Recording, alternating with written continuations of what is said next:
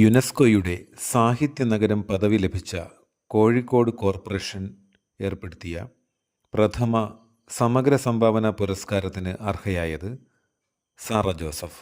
2023 കോഴിക്കോടിന് ഇന്ത്യയിലെ ആദ്യത്തെ സാഹിത്യ നഗരം എന്ന യുനെസ്കോ പദവി ലഭിച്ചത്.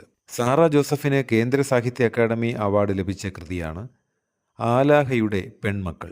ഏതൊക്കെ ബഹിരാകാശ ഏജൻസികൾ ചേർന്നുള്ള സംയുക്ത സംരംഭമാണ് അന്താരാഷ്ട്ര ബഹിരാകാശ നിലയം? USA നാസ, റഷ്യയുടെ Roscosmos, Europe ESA, Japan JAXA, Canada CSA. അന്താരാഷ്ട്ര ബഹിരാകാശ നിലയത്തിൻ്റെ പ്രവർത്തനം 2028-2030 വരെ തുടരാൻ ധാരണയായിട്ടുണ്ട്. സ്കൂൾ വളപ്പിൽ വിദ്യാർത്ഥികൾക്ക് ലഘുഭക്ഷണവും ഊണും ലഭ്യമാക്കുന്നതിനായി കുടുംബശ്രീ ആരംഭിച്ച പദ്ധതി സ്കൂഫെ. ഇന്ത്യയുടെ ബോർഡർ റോഡ്സ് ഓർഗനൈസേഷൻ ഭൂട്ടാനിൽ നിർമ്മിച്ച ഡോക്ലാം അതിർത്തിക്ക് സമീപമുള്ള തന്ത്രപ്രധാനമായ റോഡാണ് വനാഖ ഹ റോഡ്.